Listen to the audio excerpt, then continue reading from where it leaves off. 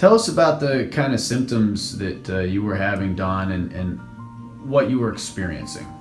Well, actually, I started having symptoms way back 10 years ago. And I had a lot of blockages in the artery between the aorta and the top of the leg. And Dr. Heil had worked on that, and they replaced the arteries up here.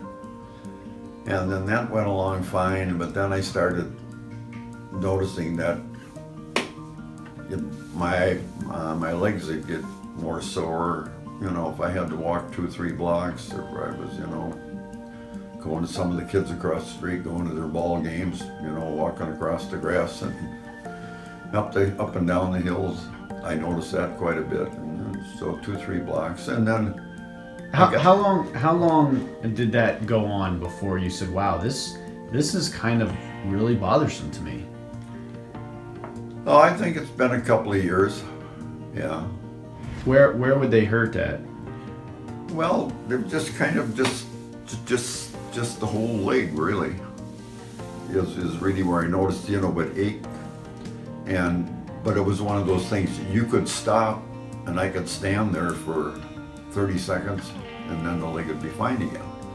Because you finally got enough blood, I guess, down there to to make it feel okay. And then I could walk again, right? Then you could go again. How did that affect your lifestyle? What kind of things did you find yourself not being able to do or shying away from or not doing because of the leg pain? Well, I guess the big thing would be is I wasn't doing any long walks.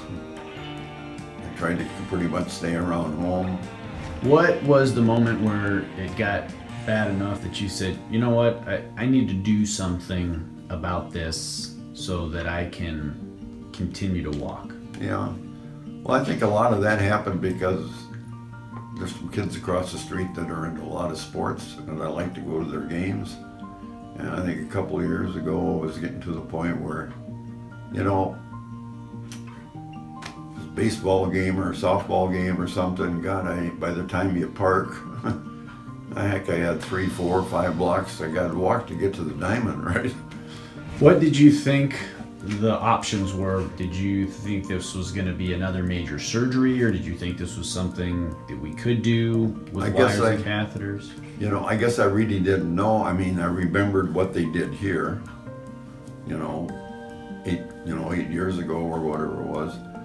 And so I wasn't really sure what they could do, but I remember the bad spot behind the left knee there. If that plugs up, well, then it's going to turn blue and we're going to have to cut your leg off, right? Yeah. If you would have been told you needed a big leg surgery with incisions and long hospital stay, would have you still done it? Probably not. What did you notice after the procedure? You're 1 week out, and yeah. Can you notice a difference in your leg? I can notice a big difference. Even the driveway is no problem at all now. I haven't did a lot of long walkings yet, but I can tell it feels stronger. I mean, the legs feel stronger. So would you say I it think works? it's going to, there's no doubt about it. It works. What's your impression of what we did for you? Well, I thought it was kind of outstanding because I figured you'd either have to put a stent in or maybe cut or put a graft or something or put something else in there. I'd never heard of anything about like this, a rotor job, I guess you might call it, right? If you could change anything about the whole process over the past couple of years, what would you change? Past couple of years? Oh, maybe I wish I would have done it sooner. Now that your legs are fixed, what are you most excited about going to do? I'd be like trying to play golf again. But now I'm kind of thinking, gee, if my legs are strong, I wouldn't mind trying to get out there and swing a club a couple of times, see what happens.